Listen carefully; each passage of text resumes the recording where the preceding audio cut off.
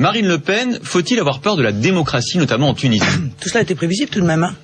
En tout cas avait été prévu au moins par une seule personne, contre la pensée unique qui se réjouissait béatement de tous ces printemps sans voir les dangers qui existaient derrière et dont j'avais informé seul. Je vais les aider à probablement essayer de mettre en place un système laïque dans leur pays. Un mot quand même sur la Tunisie où le parti islamique se dit modéré, hein. Enarda est arrivé en tête, on ne connaît pas encore les résultats mais probablement près de 40%. Ça vous inquiète là aussi ou c'est différent? Mais bien sûr que ça m'inquiète. La vraie question c'est est-ce qu'ils acceptent un régime laïque ou non? C'est la seule question qui vaille. Est-ce que vous voulez pas leur donner cette chance de répondre à cette question eux-mêmes? Je peux pas les forcer à répondre, j'attends la réponse. Il y a 100 ans, on a eu le même débat en 1905 avec la loi sur la laïcité, où il y avait des affrontements entre des partis religieux, d'inspiration religieuse, des chrétiens, notamment le clergé, et puis les laïcards. Tiens d'ailleurs, en 1905, Marine Le Pen, vous auriez été du côté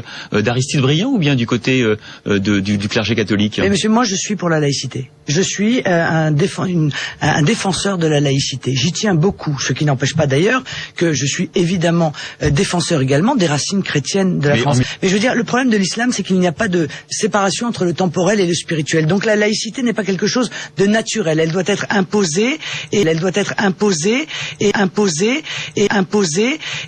contre la pensée unique qui se réjouissait béatement de tous ces printemps sans voir les dangers qui existaient derrière et dont j'avais informé seul.